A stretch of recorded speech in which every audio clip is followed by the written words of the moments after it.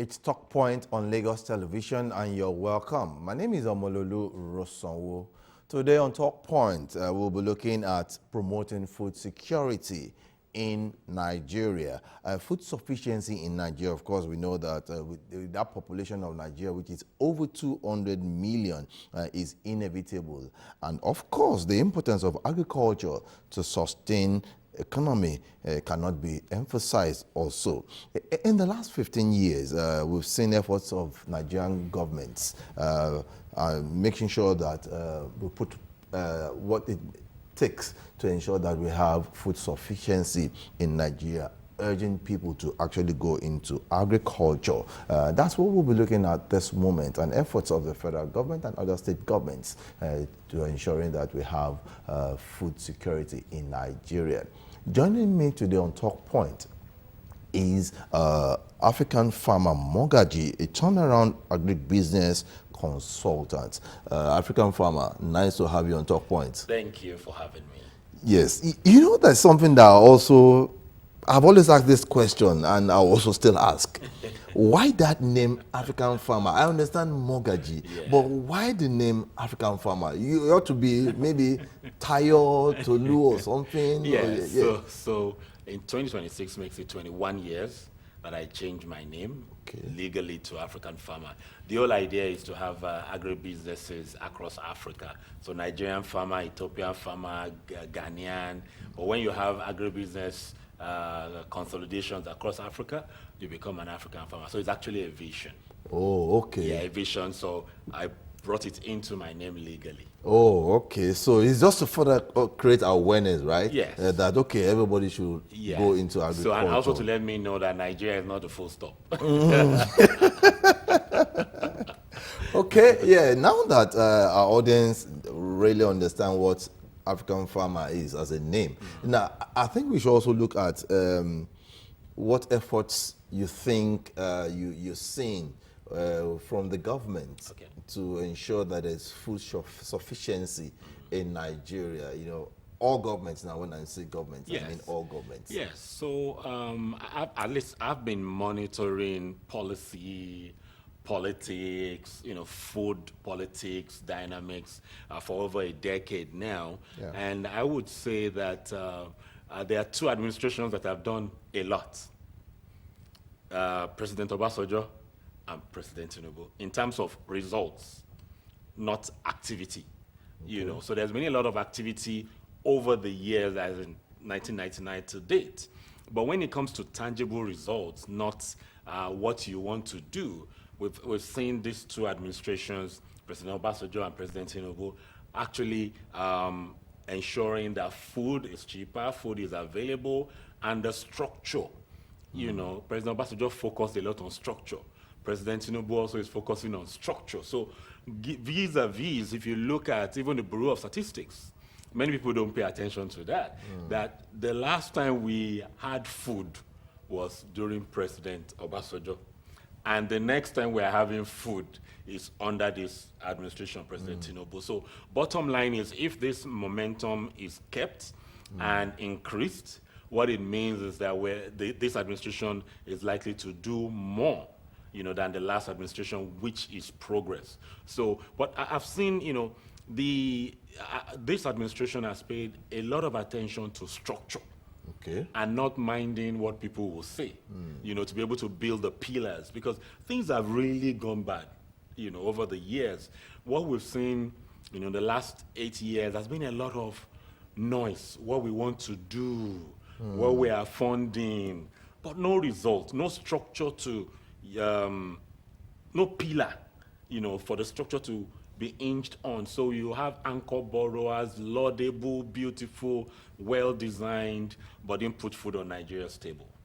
They were just policies. Yeah, there were policies, monies were disbursed, but there was no structure and pillar for the monies to move and the systems to work. Where did all the monies go?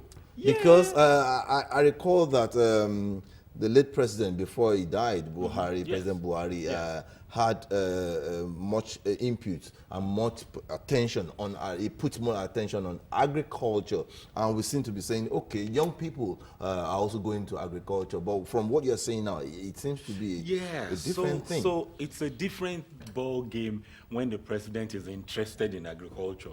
It's another thing if it is delivering. Okay. The president was genuinely interested and let things go to people to implement. So the people who were meant to implement did not implement the right way.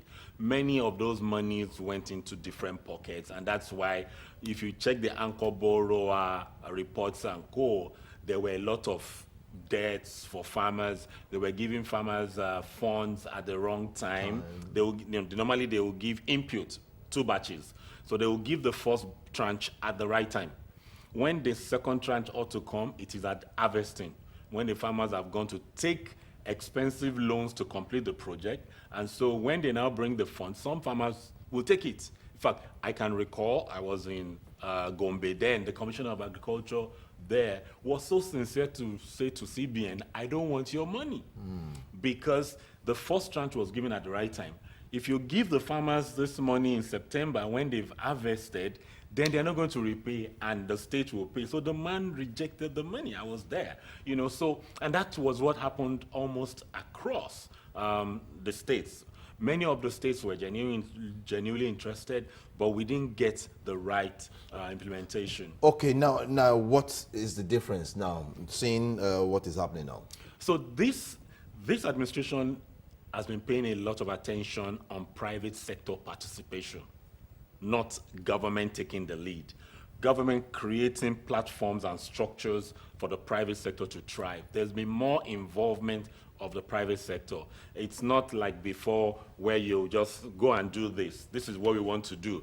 Adapt to it. Right now, it's more private sector focused, and that's sustainability. Okay. So people can come in, players, not online noisemakers, Players know that, okay, fine, we can see the trajectory. There's more engagement.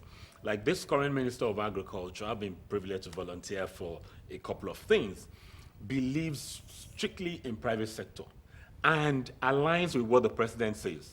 Many of the times over the years, the president will give a policy direction. It's only read in papers and media platforms. The implementers want to do something else. That's why we've not had food over the years. But right now, we are having people being accountable. Accountability was missing in previous administrations. Okay. Accountability is big deal now because the president knows a lot about economics, agriculture, so he's asking questions, and they know he will ask questions. I'm not saying it's the best we can have. There's a lot that needs to be that still needs to be done, but from where we are coming from, it's a different ball game. Okay, yeah, the agric sector has so much. There's the agric value chain, yes. And it's so much. And how can states tap into this? Because I know Lagos, with the least land, yes, is also into agric chain. Yes. So how can states tap from this? So because of my diverse travels and exposure into turnaround agribusinesses, I would give 2 states the leading when it comes to currently embracing opportunities that the federal is creating, because it's supposed to be a synergy, federal, state, local government. Lagos and Jigawa are 2 states that they are building an economy and an ecosystem. Okay. They seem to understand that agric does not start with production. It starts with planning before production, up onto transportation, logistics, policy, and co. So Lagos is building infrastructure for the future. But unfortunately, other Southwest is not getting it right. And other regions, many of them is media. And they have land. They have land. They have land. They have the youths. They have labor. They have almost everything, but they are not utilizing. There's a lot of lip service in many. Like Jigawa now is doing a phenomenal work in agric. The governor goes to microfinance banks and gives them money.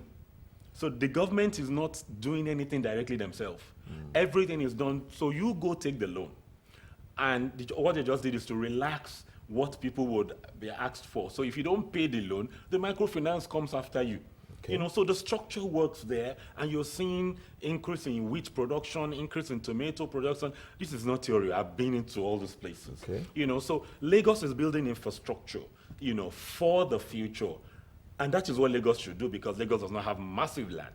Okay, so Lagos is doing what needs to be done, but other governors are not leveraging. So now you hear conversations around grains are very cheap. There was imports, government allowed imports to come in. But it's common sense that some of us that have, you know, been in this sector, we can tell you what will happen this year, what will happen next year, by virtue of hindsight and foresight. So when the prices go extremely up, it must come down. A responsible government must make it come down. So when the government was trying to bring that the prices down, the states, many of the states still say President Tinubu, federal government. Meanwhile, they are the president in their states. The federal cannot do anything with an inch or a plot of land in their state without the government's consent, governor's consent. So every state ought to have silos. It's not federal has silos in many states. Every state needs to have silos. So all the grains that the farmers have produced, the states ought to buy it. Unfortunately, their revenue from federal has increased, but the infrastructure is still where it was before. You know, so bottom line is we need the state governments to understand that it's their responsibility to feed the people. So you find irrigation, federal has a lot of irrigation. In fact, with what I know with irrigation farming of over 3 decades across the country, I would say the federal government should slow down, even though I wouldn't encourage them to slow down. The states. So that means they're doing so much. They're doing so much. Under President Tinubu, you know, I speak facts. I'm not a politician. I'm not a contractor. Under President Tinubu, the river basin in Itoikin, that has been, I was the last person that used it almost 20 years ago. Okay. Abandoned, revived now. Many of the river basins, he has funded it. You know, rehabilitation, desilting. Let me just say this. Unfortunately, we don't report all these things. I don't know how government across board. Well, if Nigerians do not get to hear it, it is not our fault. Yeah. But that's why we are here trying to see what government is doing and what they should do. So it is it's responsibility of the media organizations or media people in those organizations to say, look, this is what we're doing, so that Nigerians can know. You see, it takes me to this conversation. It's the value chain. Media in agriculture is as important as the farmers cultivating. Because when you are not communicating what you're doing, many people don't know where what is. There are many lands, many dams lying fallow that private sectors don't know. They will now go and take their monies to build more.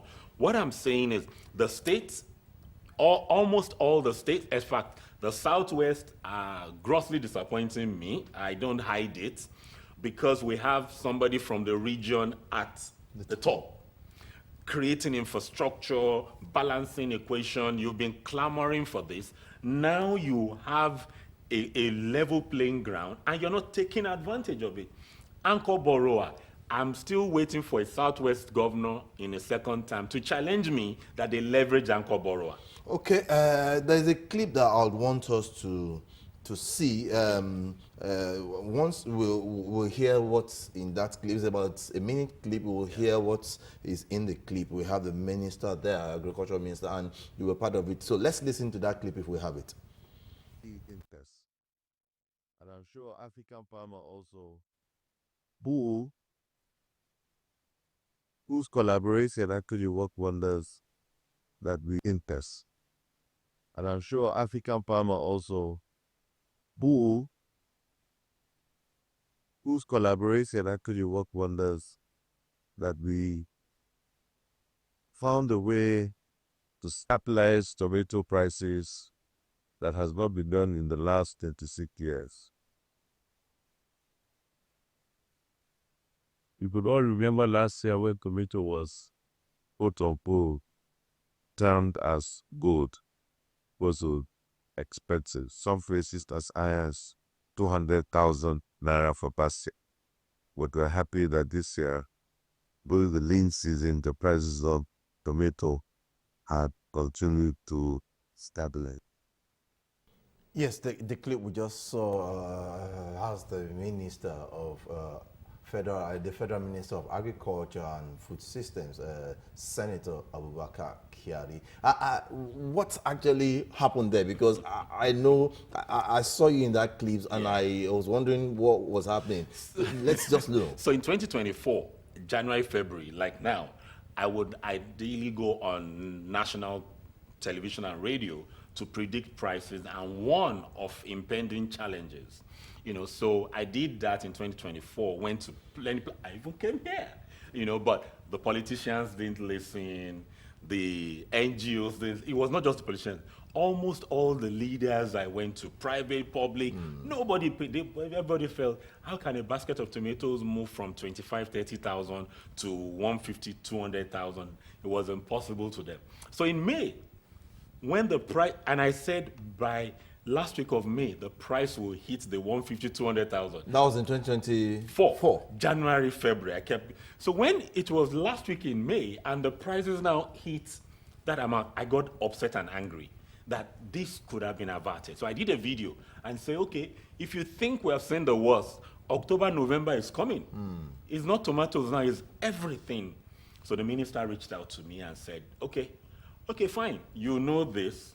We want to make food secure for people. Can we collaborate? And I said, okay, I'll volunteer. So I volunteered, and in 2025, we put strategies together. He gave me all the platforms, as in that minister is a good minister. I've engaged many ministers of agriculture in this country, but this man, one, fully detribalized, two, is a grassroots person, and three, has a heart for the people. And it's hard for the people because there was no budget last year, really fully disbursed. But it threw his way. So what we did was, he discovered that no Minister of Agriculture has engaged MSMEs, that's the micro, small, and medium enterprises in the agri space. And we discovered that these are the key people, over 80%. So we engaged them, and supported them to say, take risk. If you have issues, we'll support you. And we made information available, made seeds available in terms of the knowledge, and many people went to production, and that was how we were able to resolve 26 years. Wow. Between May and July, every year, in fact, Business Day, I've been covering this every year for 12 years. And nothing had been done by successive governments. All of them. When it goes up every year, you see the minister, you see them in Spain, in Italy, say they're going for one exposure, but nobody did anything. In fact, yesterday, Business Day published it.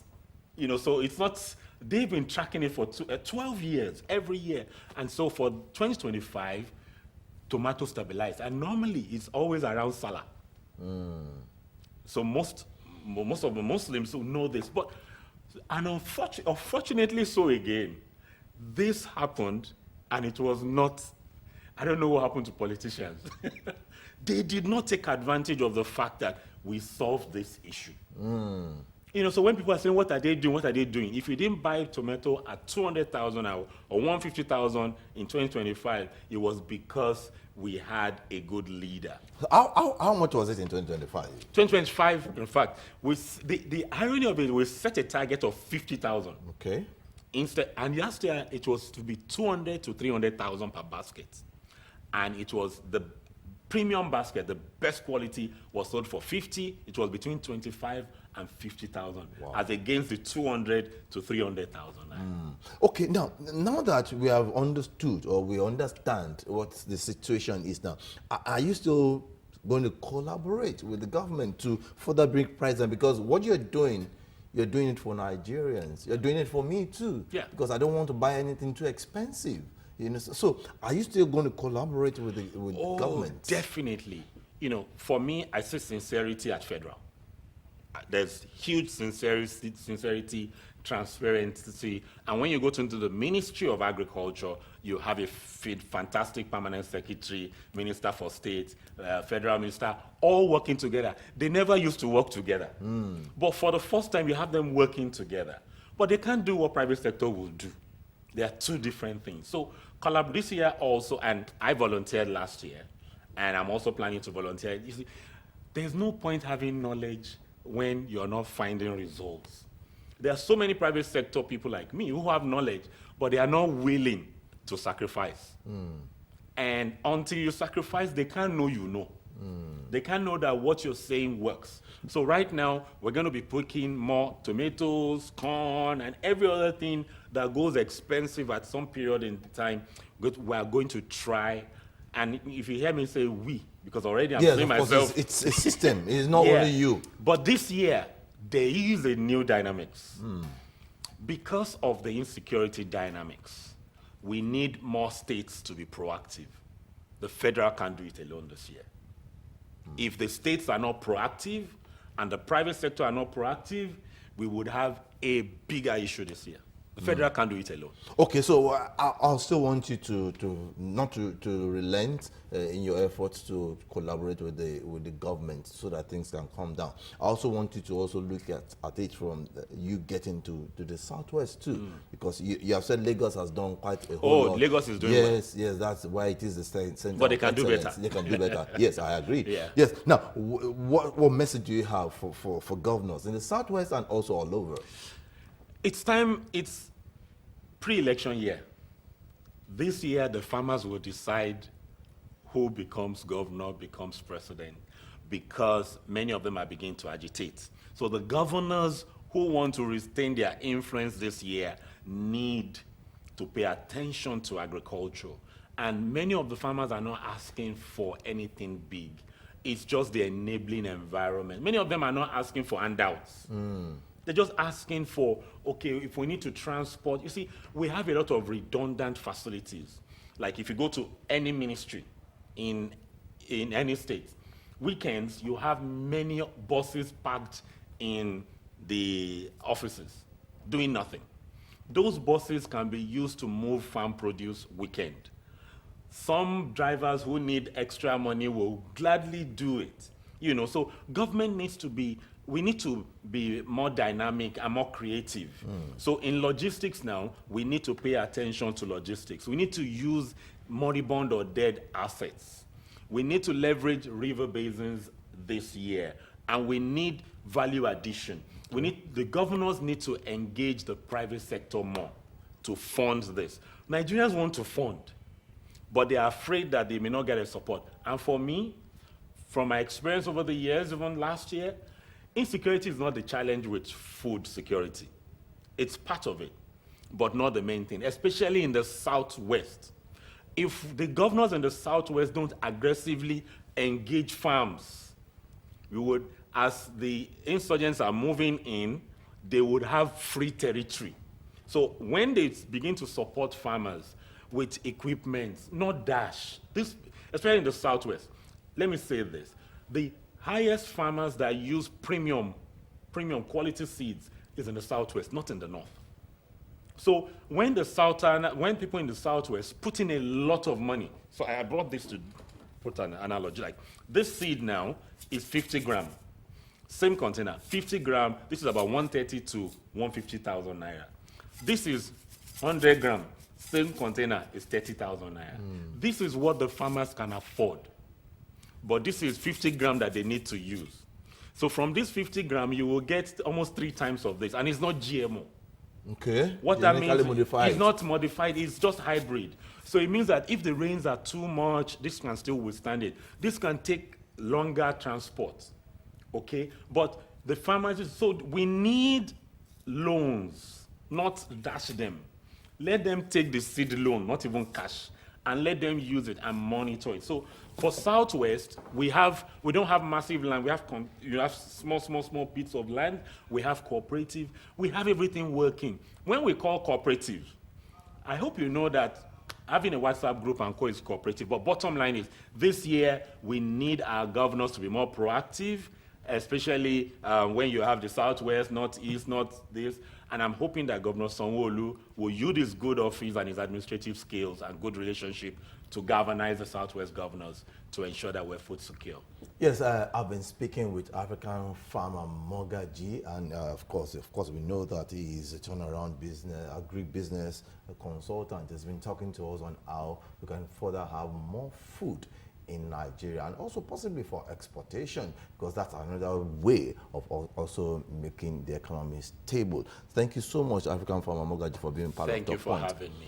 Yes, on that note, we have come to the end of Talk Point 767, and 112 still remain the lines to call in times of emergency. Stay out of trouble, ensure that you do what is right to make Nigeria and also Lagos get better. I am Omololu, so see you some other time.